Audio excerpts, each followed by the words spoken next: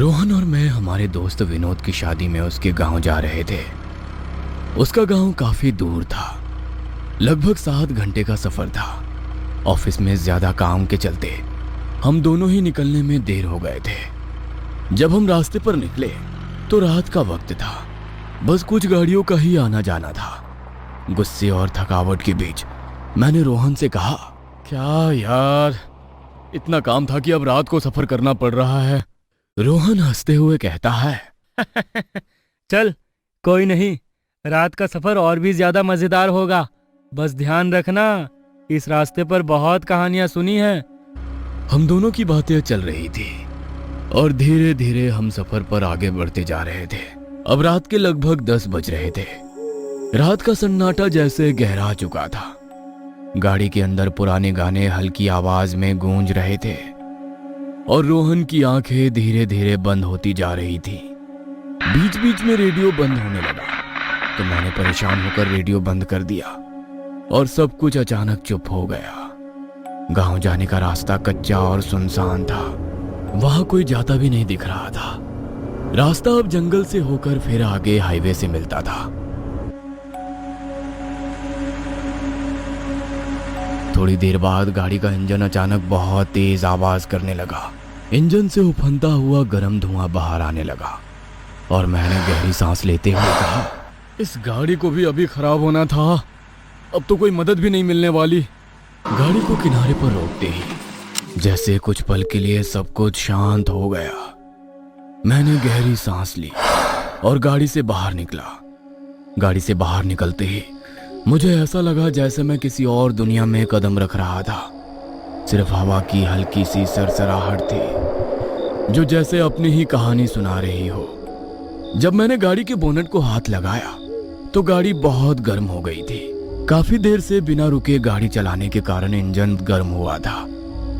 जैसे ही मैंने बोनट खोला, एक घना सैलाब जैसे धुआं बाहर निकला। मैंने आंखें बंद कर ली। जब मैंने फिर से आंखें खोली तो वहां एक स्पष्ट आकृति खड़ी थी, जैसे कोई साया, लेकिन मुझे लगा कि यह सिर्फ धुएं का असर था और कुछ नहीं। मैंने आंखों को हाथों से पोंछा और फिर से देखा तो वहां पर कुछ नहीं था। घड़ी में 11 बजने वाले थे और जंगल की खामोशी एक भयंकर अजनबी एहसास में बदल चुकी थी। गाड़ी का बंद होना एक खौफनाक संकेत लग रहा था। मैं मन ही मन सोचते हुए गाड़ी के पीछे रखी पानी की बोतल ले आया। मैंने पानी की बोतल उठाई, लेकिन जैसे ही बोतल के ढक्कन को खोलने लगा, जंगल के कीड़ों की आवाज अब मुझे बेहद खौफनाक लगने लगी थी, जैसे वे मेरे अंदर के डर को महसूस कर रहे हो और मुझे डराने की कोशिश कर रहे हो। तभी मुझे ऐसा महसूस हुआ कि मेरे पीछे कोई है। मेरे कानों में एक हल्की सी फुसफुसाहट आई। मेरी सांसें रुक सी गई। मैं धीरे से पीछे पलटा। वहां कुछ कदमों की दूरी पर एक आकृति खड़ी थी। वो बिल्कुल खामोश सी दिख रही थी। जैसे ही मैंने गौर से देखने की कोशिश की, वो आकृति अचानक से गायब हो गई। वो सब देखने के बाद ठंडी हवा के बावजूद मेरा पूरा शरीर पसीने से भीग चुका था। डर के मारे मेरी उंगलियां कांप रही थी। मैंने पानी की बोतल को फेंक दिया और गाड़ी का बोनट बंद करके गाड़ी में लौट कर बैठा। मेरी घबराहट और बढ़ गई। गाड़ी के अंदर सन्नाटा था, सिवाय मेरे तेज धड़कनों के। रोहन की तरफ देखा तो वो बिल्कुल चुपचाप सो रहा था। मेरी आंखों में डर था, लेकिन मैं किसी को आवाज नहीं दे पा रहा था। गहरी सांस लेकर मैंने चाबी घुमाई। गाड़ी के इंजन की आवाज सुनकर मुझे थोड़ी राहत मिली। गाड़ी को मैं उस रात के अंधेरे को चीरते हुए वहां से निकला। अभी थोड़ी ही दूर गाड़ी चली थी कि फिर से गाड़ी के बोनट से धुआं आने लगा। मैंने खुद को समझाने की कोशिश की कि अब मुझे गाड़ी रोकने की गलती नहीं करनी है, चाहे कुछ भी हो जाए। अचानक गाड़ी की हेडलाइट्स में मैंने देखा कि सड़क के बीचों बीच कोई खड़ा हुआ था। पहले तो मुझे लगा कि ये कोई पेड़ या झाड़ी होगी, लेकिन जैसे ही मेरी नजर उस पर पड़ी, मेरे सामने आई। मैंने बिना किसी सोच के ब्रेक लगाए, लेकिन गाड़ी का नियंत्रण मेरे हाथों से पूरी तरह से निकल चुका था। गाड़ी एक भयानक झटका खाई और सामने जाकर एक बड़े पत्थर से टकराई। अचानक कुछ देर तक सब तरफ एक अजीब सी खामोशी छा गई। चारों ओर सिर्फ सन्नाटा फैल गया। चांद की हल्की रोशनी भी उस घने अंधेरे में गुम हो चुकी थी। धुआं और अंधेरे के बीच मुझे कुछ देर बाद होश आया। घबराहट में मैंने रोहन की तरफ देखा, जो अभी भी सीट पर पड़ा था। तुम ठीक हो? उसने मेरी तरफ देखकर कहा। मैं तो ठीक हूँ, लेकिन ये सब कैसे हुआ? मैं सुन्न होकर उसकी तरफ देख रहा था, लेकिन कुछ भी महसूस नहीं कर पा रहा था। मेरा दिमाग पूरी तरह से अंधेरे में खो चुका था, जैसे मैं किसी भयानक ख्वाब में फंसा हुआ था। मैं घबराकर जोर से चिल्लाया। मैंने रोहन की तरफ देखा। तुम्हारे साथ क्या हुआ था सुमित? रोहन ने पूछा। उसकी आवाज में घबराहट साफ झलक रही थी। मुझे नहीं पता, लेकिन मैं कुछ अजीब सा महसूस कर रहा था, और अचानक जैसे मुझे लगा कोई हमारी गाड़ी के आगे आया। कौन था? मुझे नहीं पता। रोहन ने मेरी बात सुनकर थोड़ा पीछे हटते हुए कहा। मुझे भी कुछ अजीब सा महसूस हो रहा था। यहाँ इस रास्ते के बारे में बहुत कहानियां सुनी है मैंने। लोग कहते हैं कि यहाँ कोई आत्मा भटकती है। जो भी इस रास्ते से गुजरता है उसे अजीब सी चीजें दिखती हैं। उसकी सारी बातें सुनकर मेरे रोंगटे खड़े हो गए। हमें यहाँ से जल्दी निकलना चाहिए, मैंने कहा।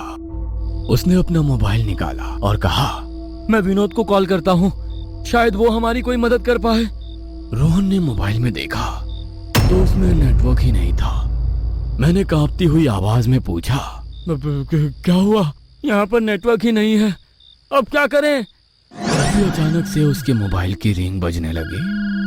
हम दोनों एक दूसरे को देखने लगे। दोनों के मन में एक ही सवाल था कि जब मोबाइल में नेटवर्क ही नहीं था तो मोबाइल की रिंग कैसे बज रही थी। उसने मोबाइल में देखा तो उसमें से बहुत तेज रोशनी निकली और मोबाइल अचानक बंद हो गया। थोड़ी देर बाद मुझे किसी के गुर्राने की आवाज आने लगी। रोहन अभी भी उस बंद पड़े हुए मोबाइल की तरफ देख रहा था। मैंने कहा, रोहन, तुझे कोई आवाज सुनाई दे रही है? आवाज अब तेज होने लगी थी।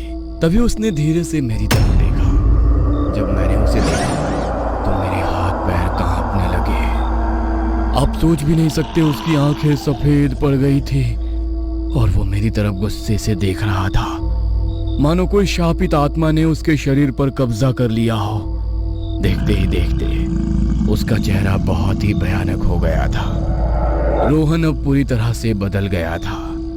मैंने उसे आवाज लगाई, लेकिन कोई फायदा नहीं हुआ। तभी अचानक रोहन मेरे ऊपर झुक गया और उसने अपने लंबे नाखून से मेरे चेहरे के ऊपर हमला किया और मेरी छाती पर बैठकर कुछ बड़बड़ाने लगा। मैं अपनी जान बचाने के लिए इधर उधर कुछ ढूंढने लगा। तभी मेरे हाथों में एक पत्थर लगा। मैंने बिना देरी किए पत्थर उठाया और जोर से उसके सिर पर मारा, लेकिन उसे कुछ भी नहीं हुआ। तो मैंने 2-3 बार फिर से उसके सिर पर जोरदार वार किए। वह बाजू में जाकर गिर गया। मैं वहां से गाड़ी की तरफ भागा और वो भी मेरे पीछे पीछे भागने लगा।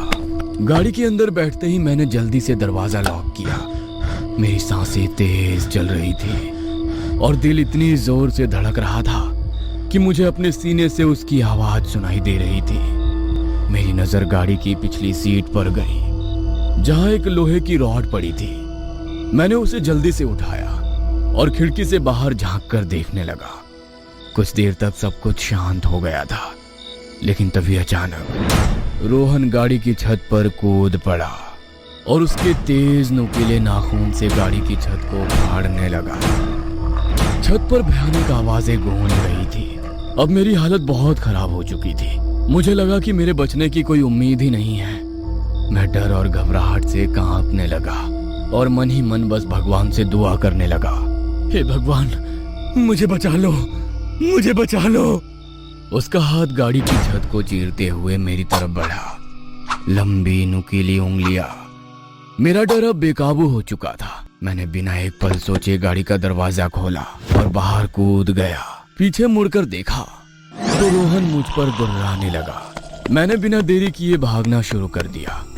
उस काली रात के अंधेरे में मुझे नहीं पता था कि मैं कहाँ जा रहा हूँ। भागते भागते मैं वहां से काफी दूर आ गया। तभी मेरा पैर किसी चीज से टकराया और मैं नीचे गिर गया। मैंने खुद को संभालते हुए पीछे मुड़कर देखा।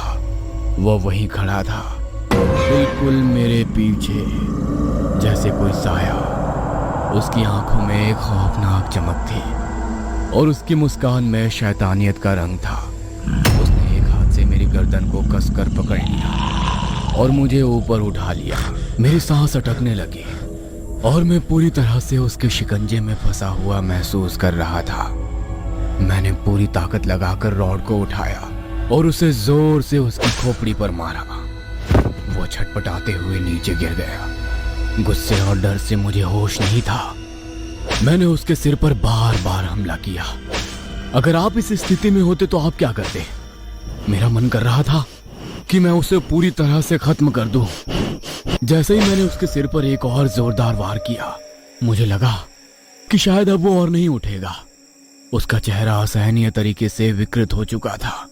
कुछ देर बाद और जमीन पर गिर पड़ा। जब मेरी आंख खुली तो सिर भारी था और शरीर में अजीब सी थकान महसूस हो रही थी। धीरे धीरे मैंने महसूस किया कि मैं एक बिस्तर पर लेटा हुआ हूं। मैंने इधर उधर देखा तो महसूस हुआ कि मैं किसी अस्पताल के कमरे में हूं। एक नर्स मेरे पास खड़ी थी। उसने देखा कि मैं होश में आ गया हूं तो जल्दी से बाहर चली गई। कुछ ही देर में एक डॉक्टर और एक पुलिस अफसर अंदर आए। पुलिस अफसर ने मेरे पास आकर पूछा, कैसा लग रहा है तुम्हें? मैंने खुद को संभालते हुए कहा, मैं यहां कैसे पहुंचा और रोहन कहाँ है? डॉक्टर ने मेरी हालत देखकर थोड़ा रुककर कहा, देखो, 1 हफ्ते के बाद तुम होश में आए हो। कुछ लोगों ने तुम्हारी गाड़ी को जंगल के रास्ते पर लावारिस खड़े देखकर पुलिस को खबर दी थी। जब पुलिस वहां पहुंची तो तुम्हें जमीन पर बेहोश पाया। मुझे याद आने लगा कि क्या हुआ था। रोहन का भयानक चेहरा, उसका हमला, और मैं लगातार उसे रॉड से मारता रहा। मैंने घबरा कर कहा, लेकिन रोहन कहाँ है? वो मेरे साथ था, उसने मुझ पर हमला किया था। पुलिस अफसर ने हैरानी से मेरी तरफ देखा और कहा, हमने सारा जंगल छान मारा, लेकिन तुम्हारे अलावा हमें कोई और नहीं मिला। और तुम्हारी गाड़ी भी सही सलामत थी, उस पर कोई खरोच का निशान तक नहीं था। मैं हक्का बक्का रह गया। मैंने तो खुद देखा था कि रोहन ने गाड़ी की छत फाड़ दी थी। मैंने खुद उसे मार मार कर नीचे गिराया था। मैंने चिल्लाते हुए कहा, यह कैसे हो सकता है? मैंने उसे खुद देखा था, मैंने उसे मारा था। डॉक्टर ने मुझे शांत करने की कोशिश की और कहा, शायद तुम्हारे दिमाग पर कोई गहरी चोट आई है जिससे तुम्हें भ्रम हो रहा है। तुम कुछ दिनों से बेहोश थे, शायद तुम्हें कोई डरावना सपना दिखा हो। लेकिन मुझे पता था कि यह कोई सपना नहीं था, वो सब कुछ असली था, वो मेरी कल्पना नहीं थी। कुछ देर के बाद वो सब चले गए। मैं अस्पताल के कमरे में अकेला बिस्तर पर लेटे लेटे सोचता रहा कि आखिर ये सब क्या था। क्या वाकई वो मेरा भ्रम था या फिर कोई भूतिया घटना जिसने मुझे और रोहन को निशाना बनाया था। रात का समय हो गया था। कमरे में हल्की सी रोशनी थी और बाहर सन्नाटा पसरा हुआ था। मैं सोने की कोशिश कर रहा था, तभी मुझे लगा जैसे कोई मेरे पास खड़ा है। मैंने धीरे धीरे अपनी आंखें खोली तो देखा वहां मेरे बिस्तर के पास रोहन खड़ा था।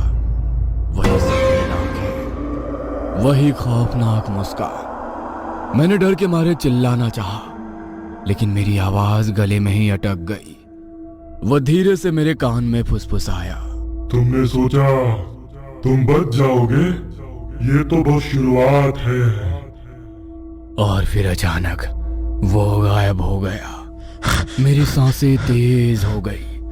मैं समझ चुका था कि यह सब कुछ असल में हो रहा था। मैं अभी भी उस भयानक खेल का हिस्सा था और शायद इस बार बचने का कोई मौका नहीं था। उस रात के बाद से मैं हर दिन किसी अदृश्य ताकत से लड़ता रहा। कुछ दिनों के बाद डॉक्टरों ने मुझे पागल समझकर पागल खाने भेज दिया, लेकिन मुझे पता था कि मैं पागल नहीं हूं। और एक दिन मैं हार गया। जब उन्होंने मुझे फांसी पर लटका पाया तो सबने सोचा कि मैंने अपनी जान ले ली, क्योंकि मैं पागल हो चुका था। लेकिन सच्चाई ये थी कि मैं उस भयानक आत्मा से बचने की